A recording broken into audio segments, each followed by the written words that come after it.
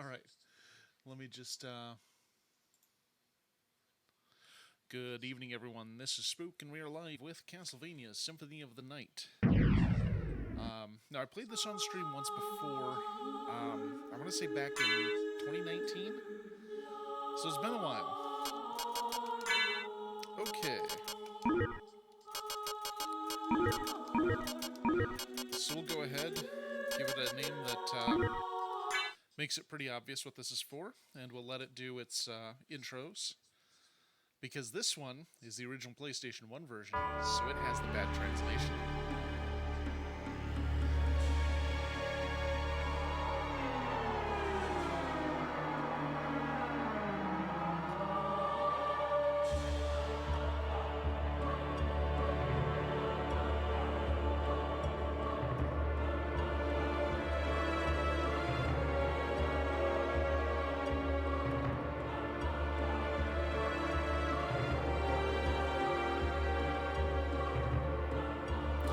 It's funny because I originally played this game back in like '97, and I forgot that it had cutscenes in it, other than one of the Infinite Castle games. And I remember playing the Xbox 360 version way back in 2012 or 2013 or something like that. And I remember it's weird that that cutscene isn't there. Turns out this game is about 550 megs, the original ASO, and the Yes, Z, this is... Oh, yeah, that's going to happen sometimes. Yep, this has the original translation.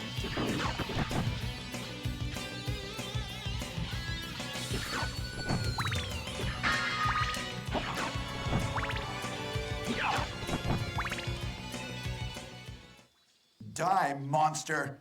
You don't belong in this world. It was not by my hand that I'm once again given flesh. I was called here by humans who wish to pay me tribute. Tribute? You steal men's souls and make them your slaves.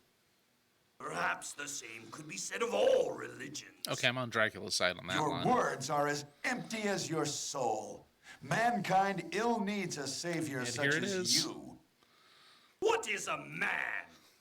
A miserable little pile of secrets. But enough talk. How about you? Oh, I cannot believe they fixed that. It's actually offensive that they did that in the PS4 version.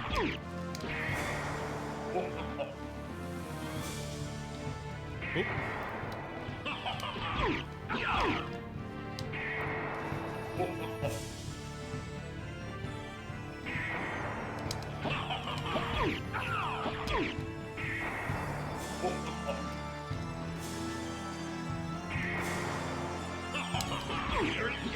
Oops. That attack always gets me.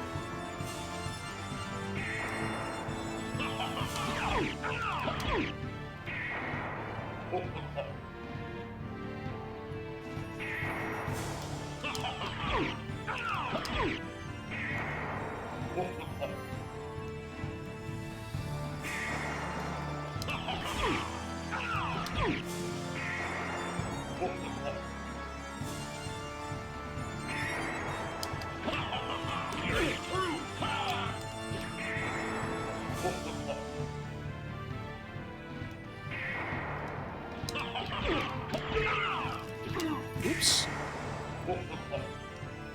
Got a little clumsy there.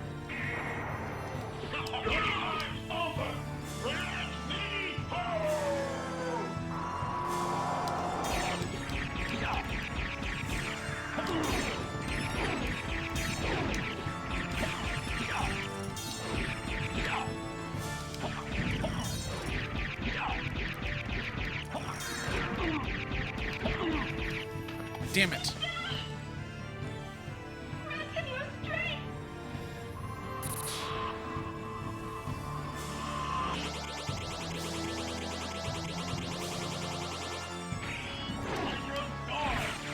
Oh, now it works.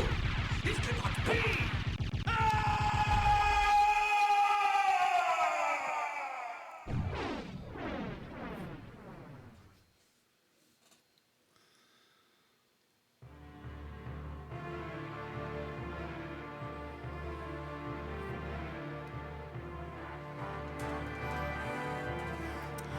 Count Dracula never bothered anyone again.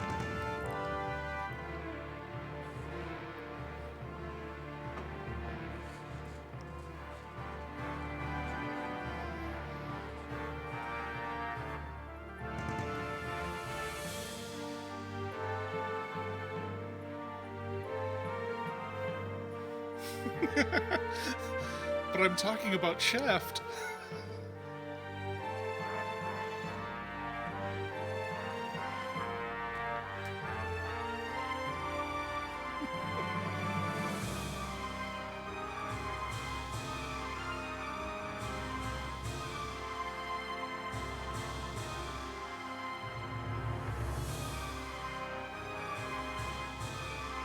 I kind of wish I had a soundboard set up so I could play samples from the Shaft theme song whenever the priest gets mentioned.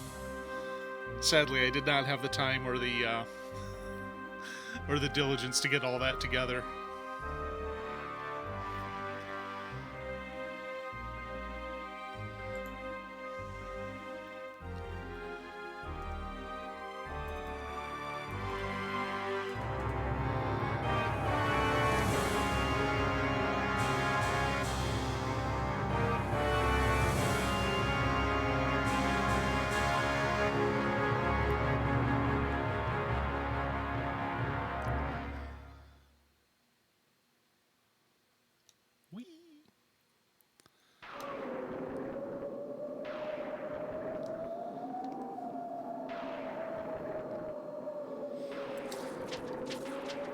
So it's interesting that this game,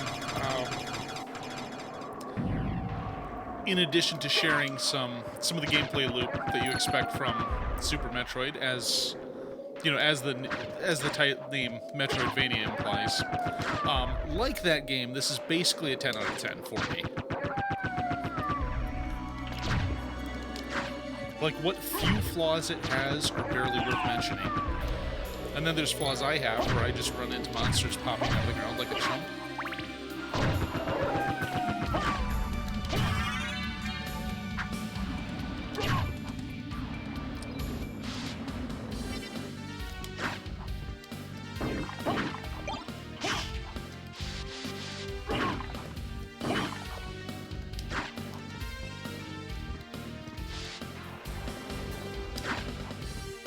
I don't know why I'm hitting candles. I don't have the thing that lets me get anything from them yet. I guess it's just instinct.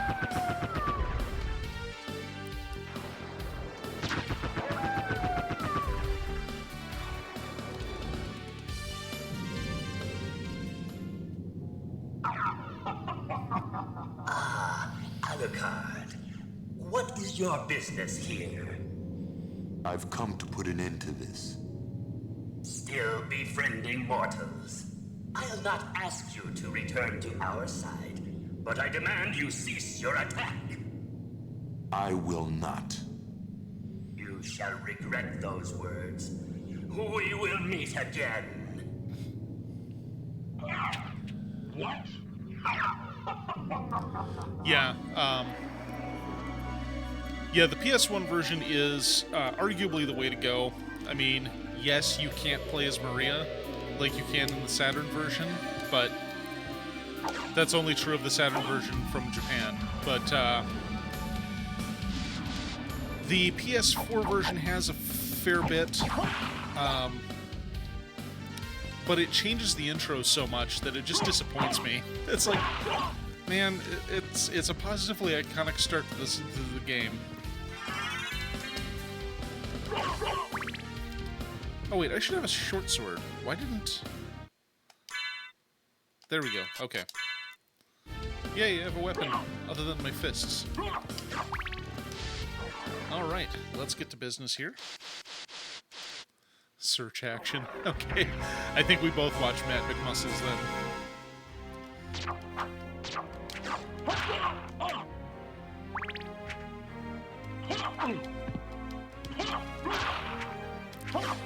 What's funny is the map screen that you... Oh, boy. Okay. Let's demonstrate some level of competence here. Interestingly, the built-in map uses almost exactly the same color scheme as the one in Super Metroid, which I find very funny. Oops.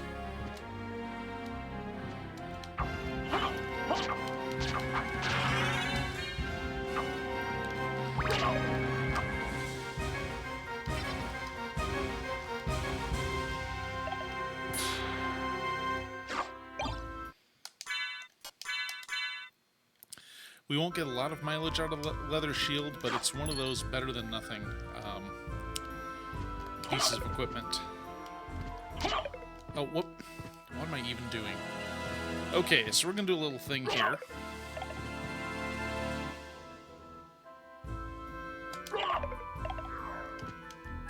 Because there's actually a weapon up here that can almost carry you through the game.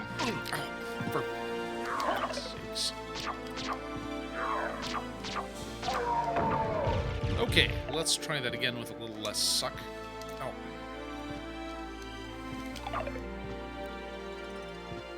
Okay, stand on the thing.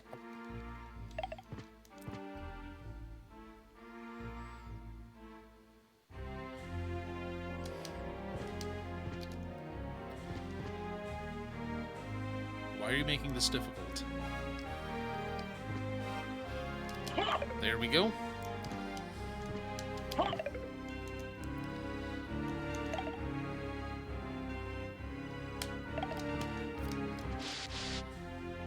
And this weapon,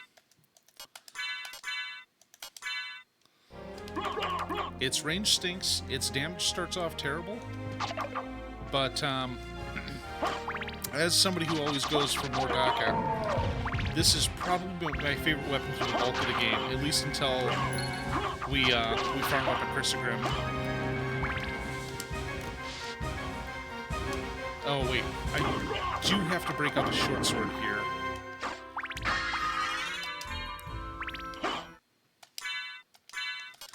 The one weakness of the Basilard is you can't...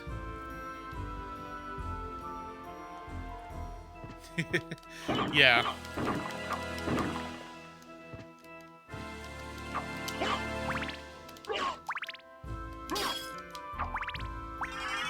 And there we go.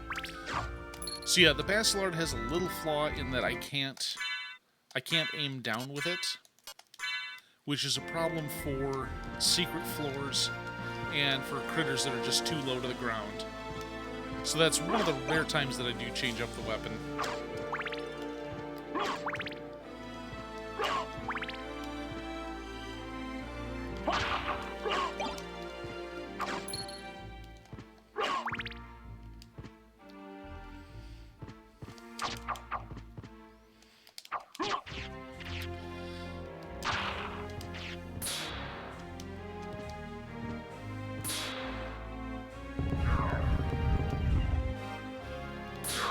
Oops.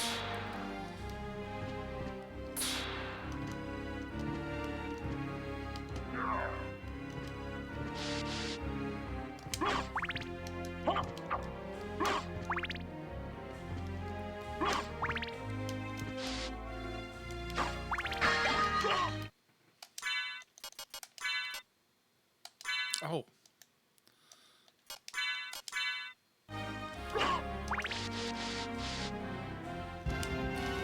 So the cloth cape isn't a huge improvement, but at this stage in the game, every point of defense is a good one to have. So just... should probably look before I leap.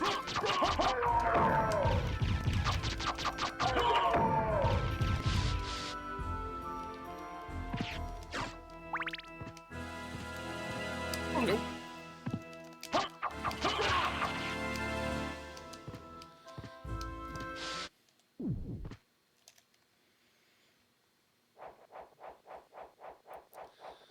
So I'll go ahead and save here because I have made mistakes on this upcoming boss. I mean, I should do fine, but better safe than sorry.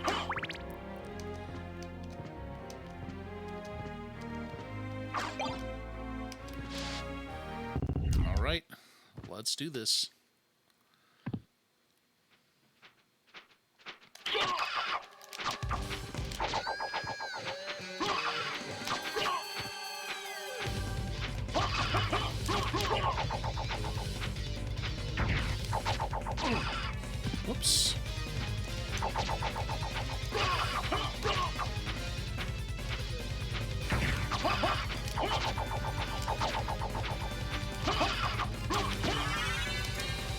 Alright, one down, one to go. Come on, get on the ground. Yeah. That's right. Face the might of the stabby guy.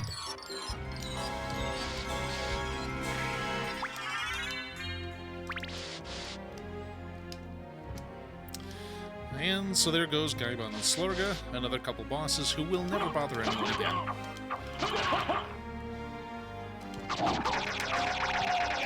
Is this a save room? Oh, no, this is something else.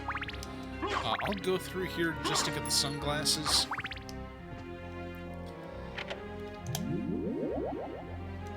Alright. Pushing up has an awesome effect, making you hide in your cape, which just looks cool.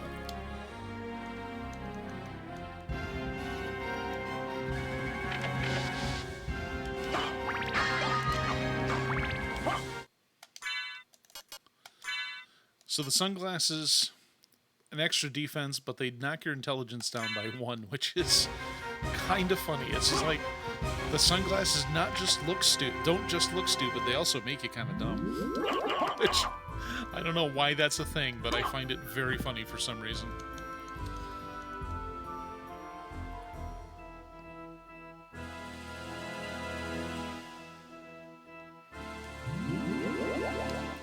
Alright, we'll just head back up and progress to the Marble Gallery.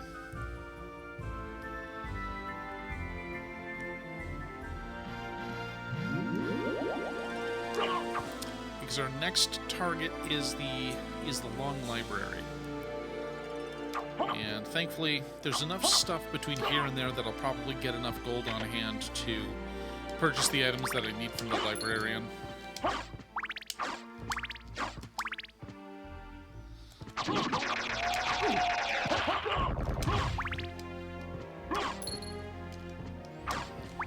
And this room up here is the save room. There we go.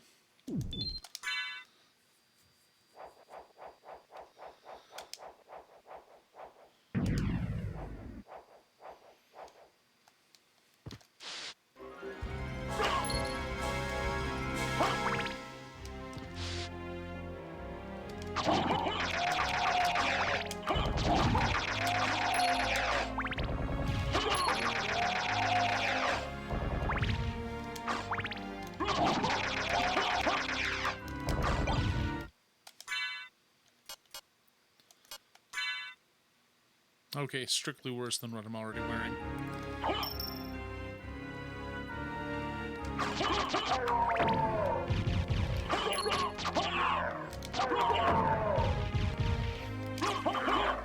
Oops. I kind of wish I had a way to set up a turbo button on my primary attack here, because that would be really helpful with the weapon I'm using.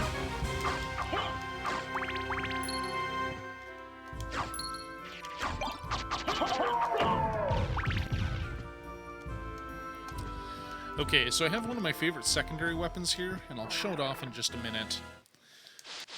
But it basically just leaves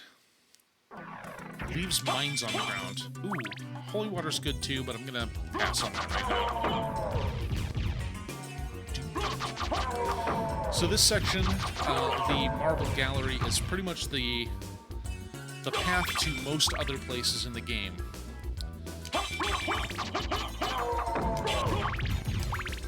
And once we get through what is essentially a very long hallway, oops, let's hold on to that.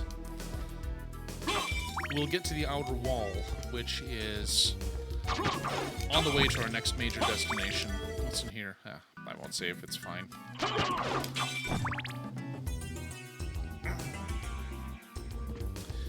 So now that I have PS1 emulation sorted out, I'm kind of tempted to do Metal Gear Solid.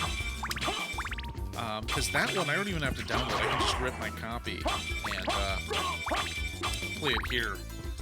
And that's one I haven't been back to in a long time.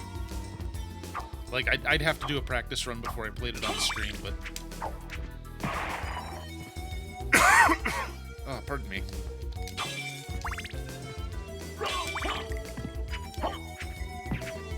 Oh, that's right, they levitate.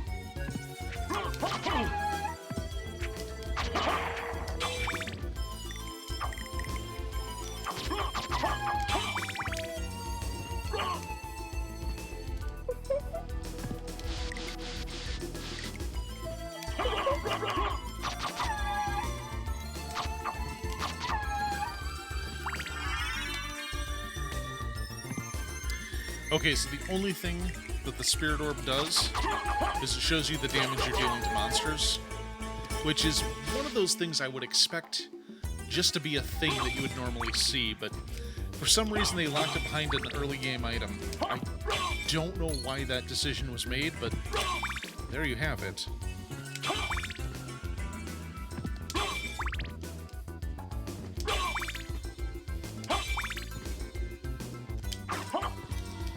So we're basically kind of backtracking a little bit to open up a shortcut.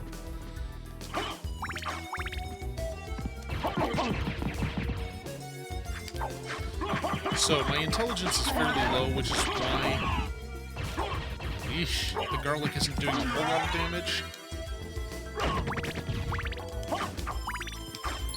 Plus I'm making some pretty bad play mistakes here. Anyway. Oh, and then there's these guys. How are we doing on gold? 827? Okay. The jewel that we need for a couple unlocks is only 500, but I always want to make sure I hit the library with 1,000 as a minimum, because the library card is another 500, and being able to teleport back there winds up being useful in a couple instances.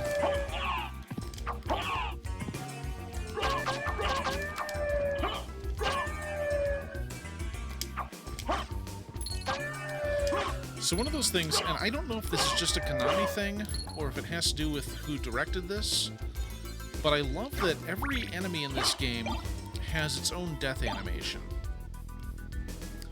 And that's, I mean, that was kind of a big deal when this came out in '97, but I did notice it across some other Konami properties. Oh, jeez. Even some of their beat-em-ups.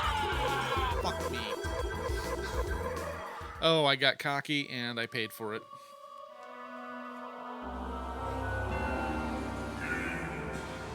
Well, well.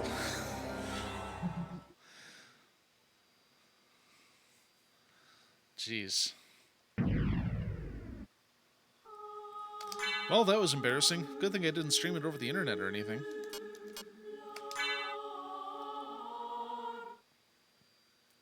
Oh, wait, I did.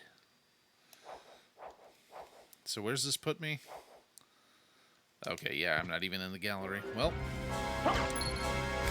remember that part where I said, oh, I don't need to save, it'll be fine.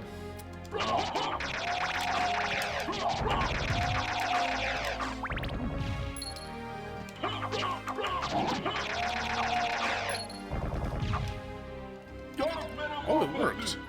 Okay, so the thing I just did, there's a series of inputs you can do that cause the Dark Metamorphosis ability to trigger. And what that does is anytime you make an enemy bleed, you gain 8 life back. So it has to be an enemy that can bleed, and you can't use a bludgeon. Whoops. So in a castle full of the undead, there's certainly a lot of times that it's not going to be useful. There's actually a boss fight early on, though, that it does work out very well. Oh, bronze cuirass already? Good. Let's take that defense up.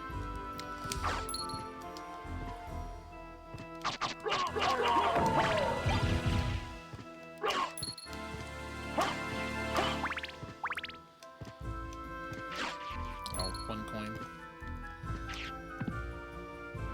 Alright, I want to get that room up there, so I don't...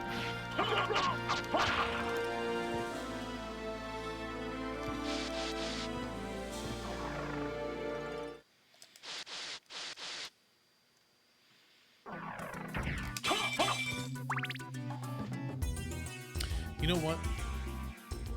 I'll take the holy water. It's a little harder to hit with. But I believe it does more damage to certain enemies as the damage type it does.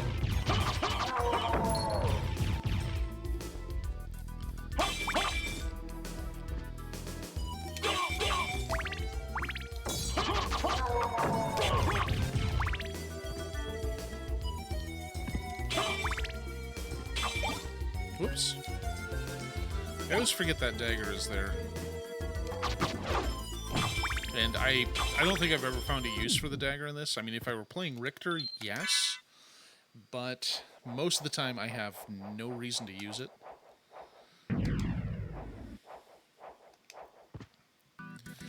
I mean, since I'm basically comfortable meleeing everything with this tiny little knife in my hand. Okay, is there a thing here? No.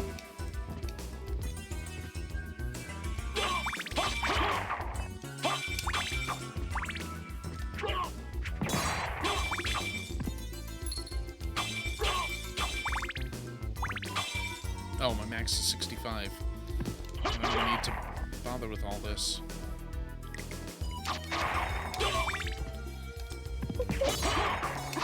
Whoops.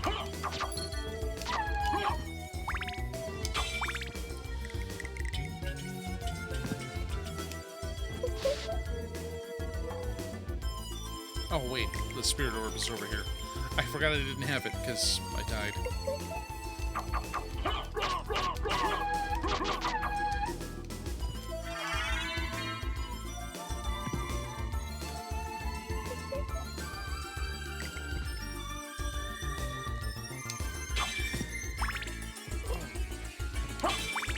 Oh, excuse me.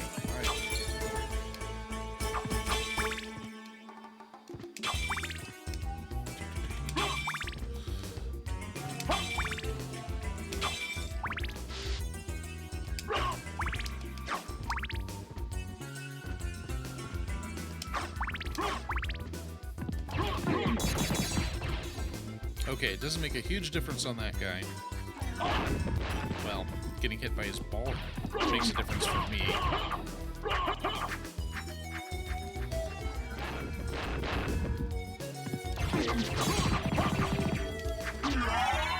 That's better.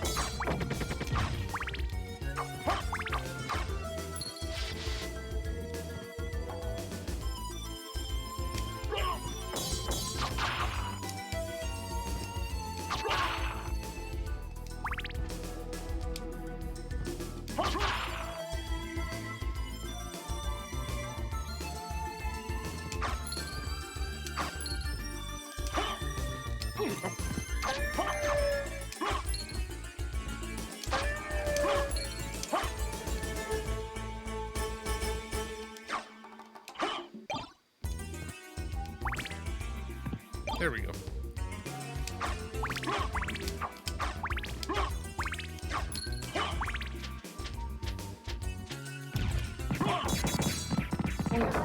Yeah, see, because the holy water is doing a different kind of damage, that critter takes more than a couple per round or per frame or whatever it is. That's determining when it takes a hit from the burning holy water. Okay, so we're back at the castle entrance, which is fine. We're just going to head down here and save.